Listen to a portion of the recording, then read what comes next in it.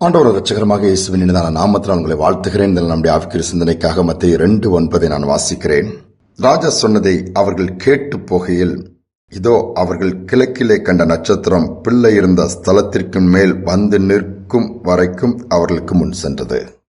பாருங்க, அவங்கள அந்த நட்சத்திரம் வெயிட் பண்ணிச்சுன்னு சொல்லி பார்த்தோம். அரண்மனைக்குள்ள போன உடனே இந்த ஞானிகள் ஒண்ணுக்குமே சரியில்லைன்னு சொல்லிட்டு இது பண்ணல, வெளியே வாராங்க, அந்த நட்சத்திரத்தை திருப்பி பாக்குறாங்க.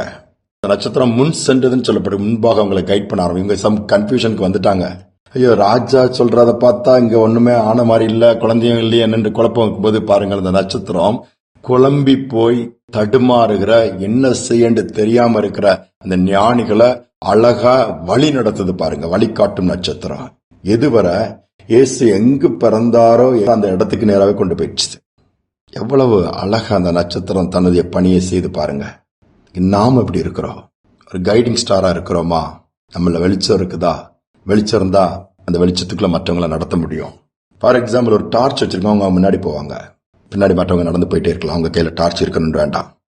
டார்ச்சே இல்லைன்னா யார் முன்னாடி போறது, எப்படி போறது, வழியே தெரியாதே. இன்னைக்கு நம்முடைய வாழ்க்கை அப்படிதான் இருக்குது. இந்த கைடிங் ஸ்டார், ஒரு ஸ்டார் எவ்வளவு அழகா குழம்பி போயிருக்க அந்த ஞானிகளை மீண்டுமா பார்க்கும்படி அவர் முன்பாக பிரகாசிச்சு அவங்களை அழகாக கொண்டு போய் தன்னுக்கு கொடுக்கப்பட்ட அந்த ரெஸ்பான்சிபிலிட்டி, பொறுப்பை நிறைவேற்றி வச்சுது. நமக்கு இந்த பூமியில பொறுப்புகள் கொடுக்கப்பட்டிருக்குது. ஏதோ பிறந்தோம், வளர்ந்தோம், வாழ்ந்தோம், செத்தோன்னு சொல்லிட்டு போயிட முடியாது. நாம் செய்ய முடியாத தேவன் நியமித்த காரியங்கள் இருக்குது. எப்படி வாழணும்னு ஆண்டவர் எதிர்பார்த்து திட்டம் பண்ணி வச்சிருக்க காரியங்கள் இருக்குது. அந்த காரியங்கள்ல எதுவுமே செய்ய முடியாம அப்படி பாதியில விட்டுறக்கூடாது. அது ஒரு கம்ப்ளீஷன் தேவை. ஆண்டவர் அதை எதிர்பார்க்கிறாரு. வருஷத்தின் கடைசி நாட்கள் வந்துட்டோம். யோசித்து பார்ப்போம், நாம இன்னைக்கு மற்றவங்களை நல்வழிப்படுத்துறோமா? மற்றவங்களை ஆண்டோருக்கு நேரம் திருப்புறோமா, நடத்துறோமா? அதை ஆண்டவர் எதிர்பார்க்கிறாரு. ஒரு பெரியவர் நடந்து போயிட்டு இருக்கிறாரு. ஒரு கிராமத்துல இருந்து இன்னொரு கிராமத்துக்கு வழியா கிராஸ் பண்ணி போறாரு. அந்த கிராமத்தை கிராஸ் பண்ணி போகும்போது அந்த அவுட்டர்ல வந்ததும் இன்னொரு கிராமம் போனோம். அப்ப அந்த ரோடு அப்படி போகும்போது நல்ல ஒரு பையன் விளையாடிட்டு இருக்கிறான். அவனை கூப்பிட்டு கேட்கிறாரு, தம்பி, அந்த ஊருக்கு போகணும்டா, இதான அந்த பாதை? ஆமாயா, இந்த பாதை தான் அந்த ஊருக்கு தான் போகுது அப்படிங்கிறப்பல. சரி, இங்க இருந்து நாங்க போய் சேர்றதுக்கு எவ்வளவு நேரம் ஆகும்னு கேட்கிறாரு. இவன் பேச மாட்டேங்கிறான், அமைதியா நின்றுட்டே இருக்கிறான். இப்ப உன்னதானே கேட்கிறேன், என்ன சொல்லுப்பா, இங்கிருந்து அந்த ஊருக்கு போய் சேர்றதுக்கு எவ்வளவு நேரம் ஆகும்னா அமைதியா இருக்கிறான். இவன்கிட்ட போய் கேட்கிறோம், சொல்லி அவர் நடக்க ஆரம்பிச்சிட்டாரு, இந்த பாதை தானேன்னு சொல்லிட்டு. அவர் கொஞ்சம் தூரம் 10-20 மீட்டர் போன உடனே கூப்பிடுறான், ஐயா அப்படின்னு சொல்லி கூப்பிடுறான். என்னப்பா அப்படிங்கிறாங்க. ஐயா கொஞ்சம் நில்லுங்கன்னு சொல்லிட்டு போயிட்டு அந்த ஊருக்கு போறதுக்கு 20 நிமிஷம் ஆகும் அப்படிங்கிறாப்புல. எப்படிப்பா நீ சொல்ற? அப்ப கேட்கும்போது சொல்லல, இப்ப நான் போறவனை பார்த்து கூப்பிட்டு 20 நிமிஷம் ஆகும் நீ சொல்றேன்னுதான் தம்பி சொன்னானா, சின்ன பையன் சொன்னானா. ஐயா, நீங்க எப்படி நடப்பீங்க, எவ்வளவு வேகமா நடப்பீங்கன்னு எனக்கு தெரியாது. இப்போ நடக்கும் போது பார்த்தேன், இந்த மாதிரி நடந்து போனீங்கன்னா எப்படியும் 20 நிமிஷம் ஆகும், அதனால தான் நான் என்னால சொல்ல முடிஞ்சு அப்படின்னா. அவருடைய ஞானத்தை பார்த்து அந்த பெரியவர் அப்படியே ஆச்சரியப்பட்டாரா. நாம அநேக நேரத்தில் அப்படிதான் நாம நடந்து கொள்கிற காரியத்தை நமக்கே தெரிய மாட்டேங்குது. நாம எப்படி நடக்கிறோம், நாம எப்படி நடந்து கொண்டா எங்க போய் நிற்போம், எப்படி போகும், மற்றவங்களை எப்படி நடத்த முடியும்? ஃபர்ஸ்ட் நாம நடக்கிறது முக்கியம். தெரிந்து கொண்டாதான் செய்ய முடியும். நம்ம அந்த பாதையில் நடந்து போனாதான் அந்த பாதை எப்படி இருக்குன்னு மற்றவர்களுக்கு சொல்ல முடியும்.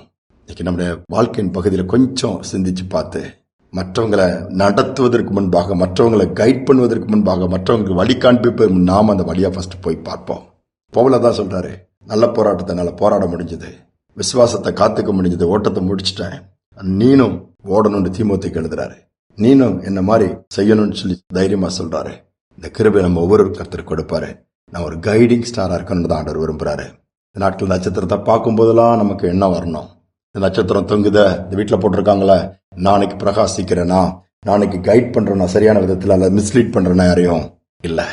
யோசிப்போம், கிருபை கேட்போம்.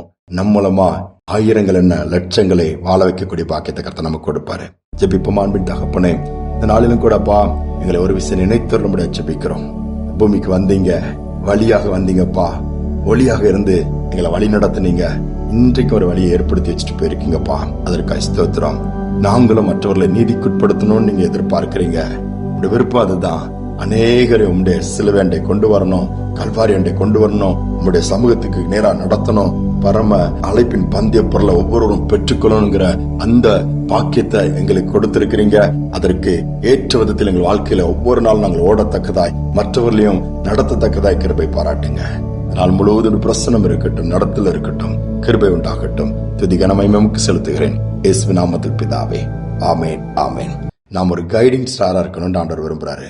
மற்றவர்களையும் நேர்வழியில் நடத்துவோம். நடத்தும் பொழுது நாமும் பிரகாசிப்போம், அவர்களும் நன்மை பெற்றுக் கொள்ள முடியும். இந்த சிந்தனையோடு இந்த நாளை தொடர்வோம். மீண்டும் நாளை தினம் சந்திப்போம்.